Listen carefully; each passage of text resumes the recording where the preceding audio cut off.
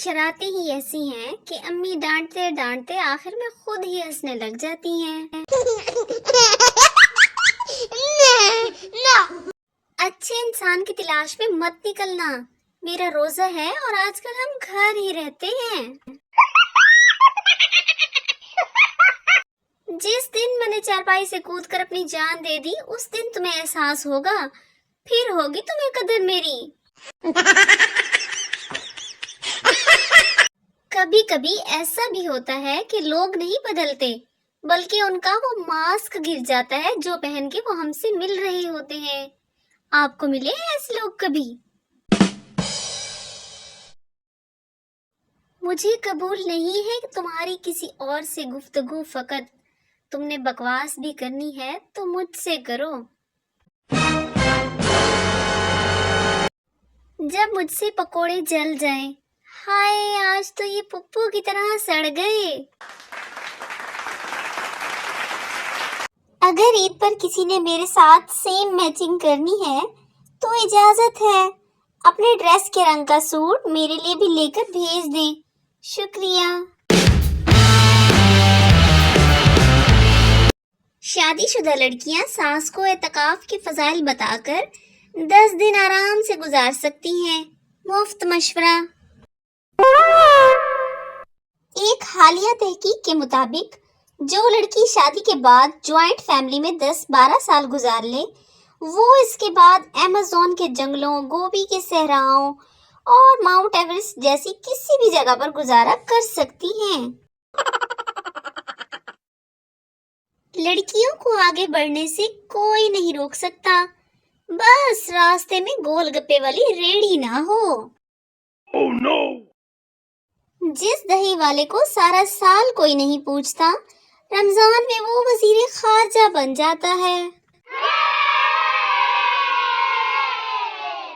اگر آپ wash basin میں اپنے پاؤں رکھ کر دھو لیتے ہیں تو اطمینان رکھیں، آپ موٹے نہیں ہیں۔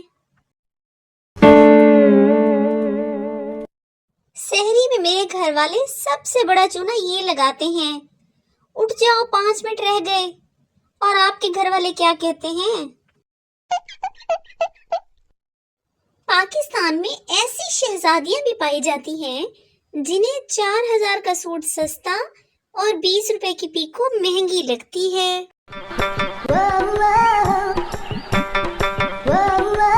سحری میں پانی کثیر مقدار میں پینے کا یہ مطلب ہرگز نہیں کہ وہ دن بھر آپ کے معدے میں جمع رہے گا، یہ خصوصیت صرف اونٹ میں پائی جاتی ہے، لہٰذا پیٹ کو تربیلا ڈیم نہ بنائیں۔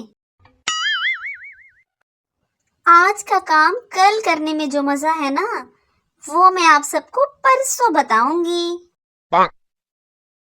پولیس: تم نے 30 بندوں کا قتل کیسے کیا؟ علی: جی میں گاڑی چلا رہا تھا، بریک فیل ہو گئے، ایک طرف 2 آدمی جا رہے تھے، دوسری طرف ایک بارات، اب بتائیں میں کس طرف موڑتا؟ پولیس: ظاہر ہے 2 کی طرف۔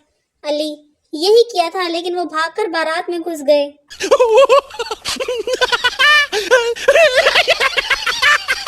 کچھ رشتہ داروں کے ساتھ میرا کافی اٹھنا بیٹھنا ہے، جب وہ بیٹھتے ہیں میں اٹھ جاتا ہوں اور جب میں بیٹھتا ہوں تو وہ اٹھ کے چلے جاتے ہیں۔ جو کہتے ہیں بریک اپ کی تکلیف سے بڑھ کر کچھ بھی نہیں، ایسا لگتا ہے کہ سوتے ہوئے کبھی ان کے پیر کی نس نہیں چڑھی۔ آپ کے پیر کی نس چڑھی ہے کبھی؟ کسی کے پاس کوئی ایسا میسج ہے جس کو 11 لوگوں کو فارورڈ کرنے سے کچن کے برتن خود بخود صاف ہو جائیں؟ پتہ نہیں کس کم بخت نے برتن ایجاد کیے تھے، اچھے بھلے لوگ پتوں پر کھانا کھا لیا کرتے تھے۔ سحری کرتے وقت امی رج کے بےعزتی کرتی ہیں اور جب برتن اٹھانے اور دھونے کا وقت ہو تو ماتھا چوم کر کہتی ہیں، پتر تیرے بھلے کی بات تھی۔